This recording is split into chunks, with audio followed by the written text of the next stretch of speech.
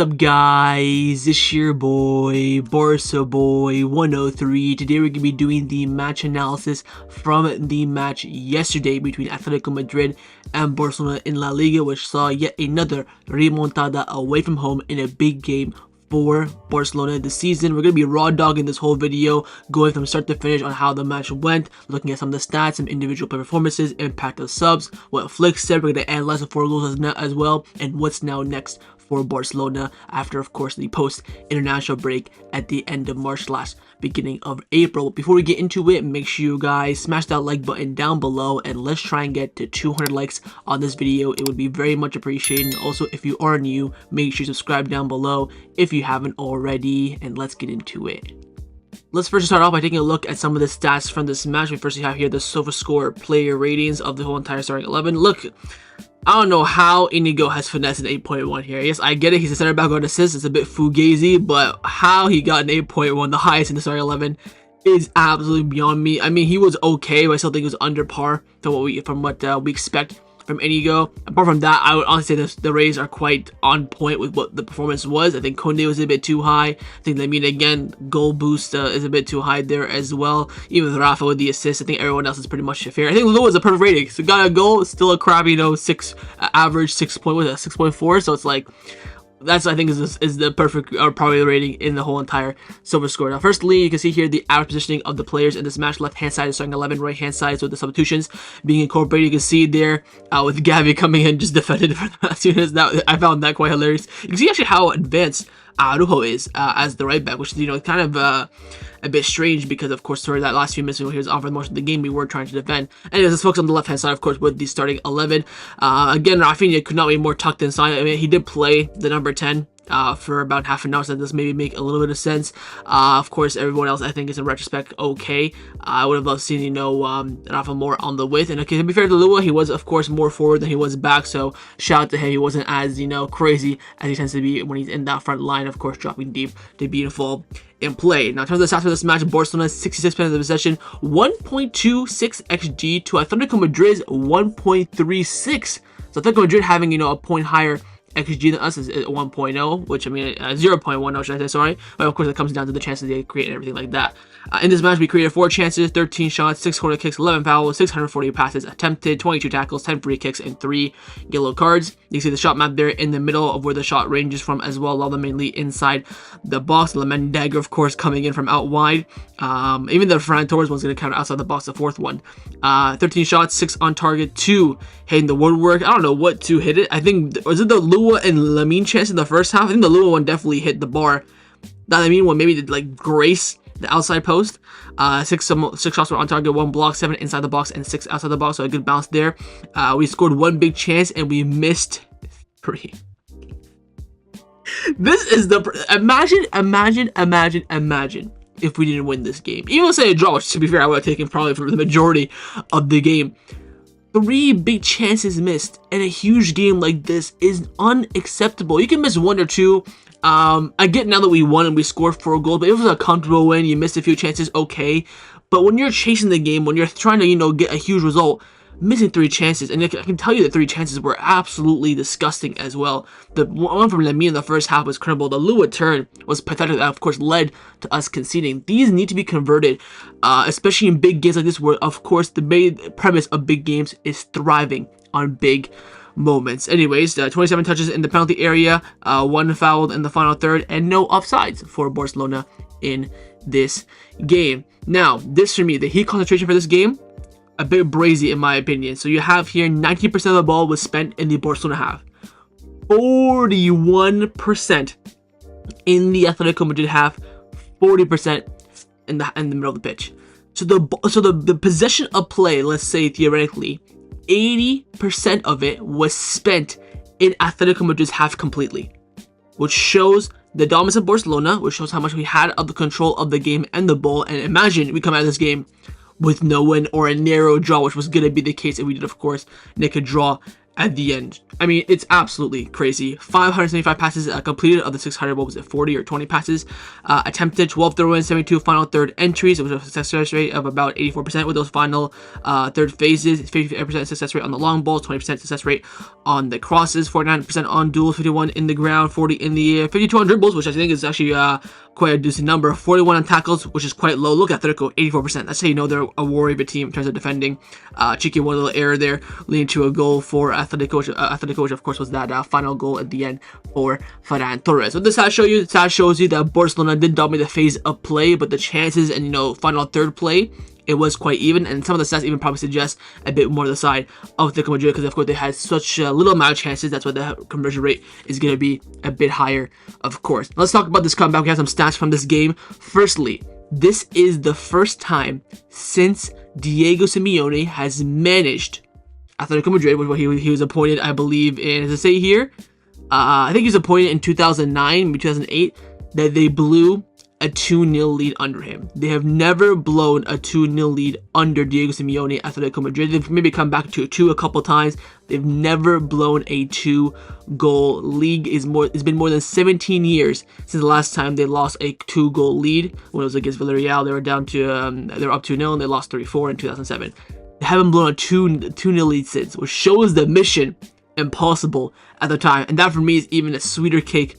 Sweeter icing, I should say, sorry, on the cake of this Remontada, which I think is absolutely staggering. Now, another stat we have also is coming in about points lost due to errors in VAR. Now, of course, a lot of people are complaining about the handball and the build-up play for the Soroth goal on DePaul. Clear handball, of course. The reason why that was not given is because the phase of play broke down. If that was in the same phase of play, goal would have been rolled out. But since Eric Garcia won the ball back in midfield and lost it back immediately, that's why Atletico still had, it kind of looked like they still had all the same phase of play. That's why the goal was not ruled out. So in the end, unfortunately, it was a correct decision by VAR. But anyways, despite that, controversy, there's been now a table that's come out that about how many points each team has lost due to VAR mistakes, with Barcelona top of the table on 8, and then you have Real Madrid on 7. The hypocrisy of Real Madrid bitching and moaning and crying about referees in that week span against Espanyol, Girona, and Atletico Madrid game, I think it was, when Julian Alvarez got the penalty. That whole week they lost their absolute balls, and yet we've lost more points due to VAR mistakes than they did. Of course, that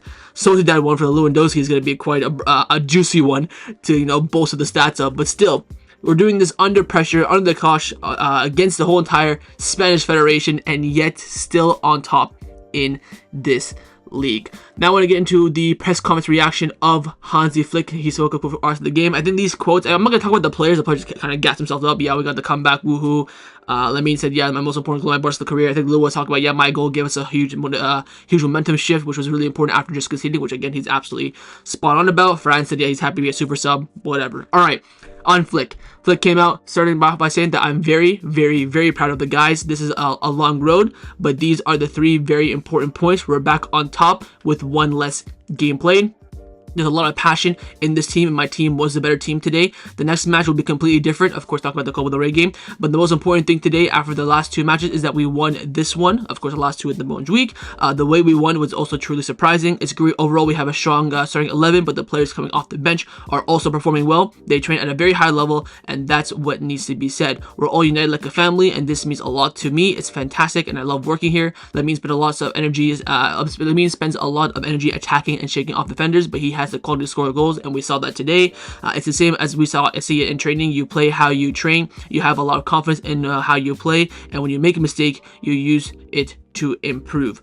It was time for us to win after 3 matches. For the players and for the fans, the game was incredible. The reaction after the second goal was amazing. We scored 4 goals in 20 minutes. I'm very happy for the team and for the club as well. We want everyone to give 100% in every training session, and that's the approach that we want to adopt as well. And I admire my players, their physical, aspect, and of course, above all, their mentality. Highlighted that a lot in his post-match press conference there about the mentality of the team coming back, as of course the sorry about that, the huge point about that. And I do want to talk about one thing here about his press conference where he mentioned, of course, the substitutions came in and they had an impact. He was of course talking about where does he say it here?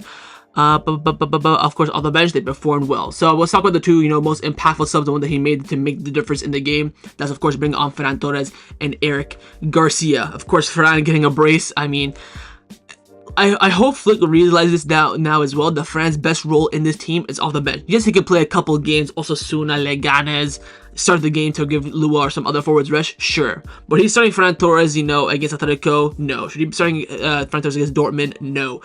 The issue is that I think it's better for Lua to start. That way he not only tires down the defenders, they kind of adopt to his style of play. That when someone comes in who's rapid and mobile is a big difference point.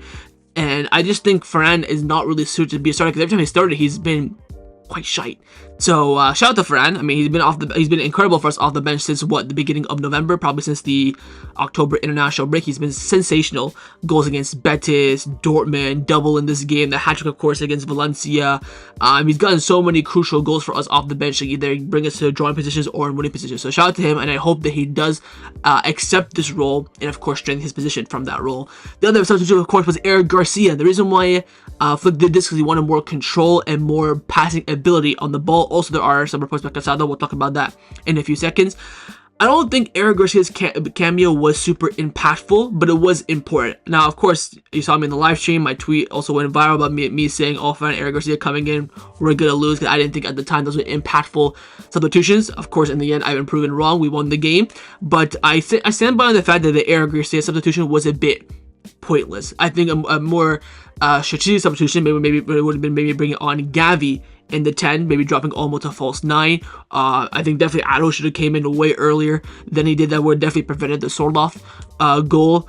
I would have said, a player like Pablo Torre would have been perfect for this game, but of course Pablo Torre has little to no minutes over the past few weeks, so that would have been unrealistic. But someone like Pablo Torre would have been nice in this game. But the reason why I brought on Eric Garcia again was to get that control. We saw that Casado, he was, off the ball was doing fine, but on the ball, overhitting passes, not seeing the right passes to play. The vision was quite low, and that's where Eric Garcia came in and brought that step ahead. And you can see why Frankie de Jong is definitely going to be an undisputed starter at Barcelona, why Hansi Flick sees him as the number one choice in that kind of 8/6 position. But I think Eric Garcia did come in, did have somewhat an impact. I think off the ball wasn't doing that great, but again, that wasn't really his job. His job was to come in on the ball and to make that difference. So I think, he came in and did what Flick wanted him to do. Now, on Casado, there are reports coming out following the match that both Inigo and Casado have big knocks from this game. Not injured, so to speak, but just big blows. They're going to be tested later on today, and very likely they will both be pulled out of the Spanish national team camp. Of course, they were both called up for the Spanish national team. Crazy for Casado and Inigo to be called up. Two players that you don't really see as,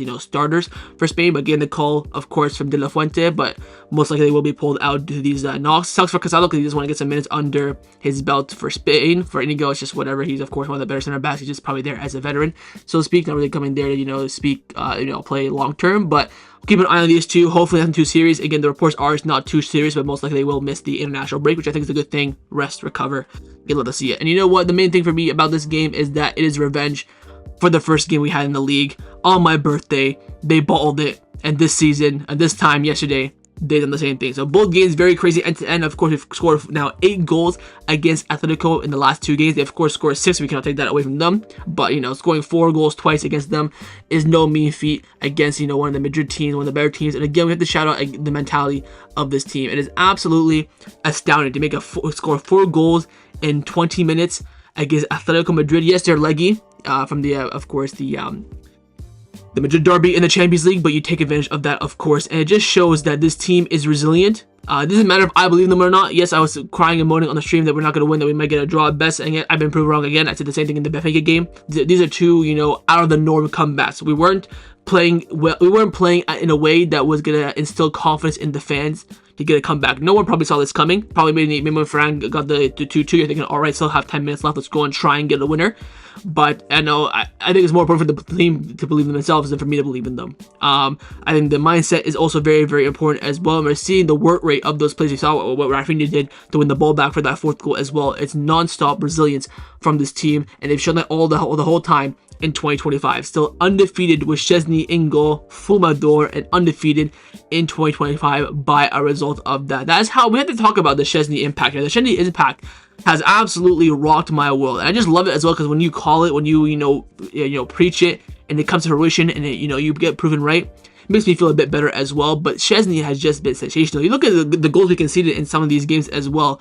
9% of them are not his fault. Apart from the Benfica game and the Real Madrid game in the Super Cup, All the other ones are, a bit fugazi, so to speak. But again, the record 2025, I think it's just 3 draws, which is of course against Atletico Madrid in the Cup, Atalanta, and Getafe, and the rest all wins. But now, of course, post-international break is where the big moment comes in. We're still, of course, fighting for the quadruple. The mentality is there. We have 3 trophies to fight for in 2 months when we come back from the March international break. All left to play for. Like Flick said, we can, of course, go all the way and do it all. We can do some, we can do one, or we can do none. And it comes down to what is achieved in the end. But the signs are nothing but positive. Again, you don't just make comebacks out of nowhere in big games, in big moments without winning something big. I think the team's mentality, like you can see there with Pedri in the picture there, all-time high. I saw so many Madrid fans memeing him for doing this at 2-0 saying, keep your head in the game, let's go, let's go. In the end, Pedri was spot on. He is one of the captains, of course, without the armband on the pitch. He believed in it. That's the most important thing. He was right. And now, hopefully, silverware does come with this mentality. So that was a match analysis from the match yesterday between Atletico Madrid and Barcelona in La Liga. Hope you guys enjoyed this video. If you did, of course, make sure you drop a like down below, and of course in the comments down below as well. Let me know your thoughts on everything we discussed in the video, and of course make sure you don't forget to subscribe down below as well if you haven't already, and I will see you guys next time on the channel. Take care, and Forza Barca.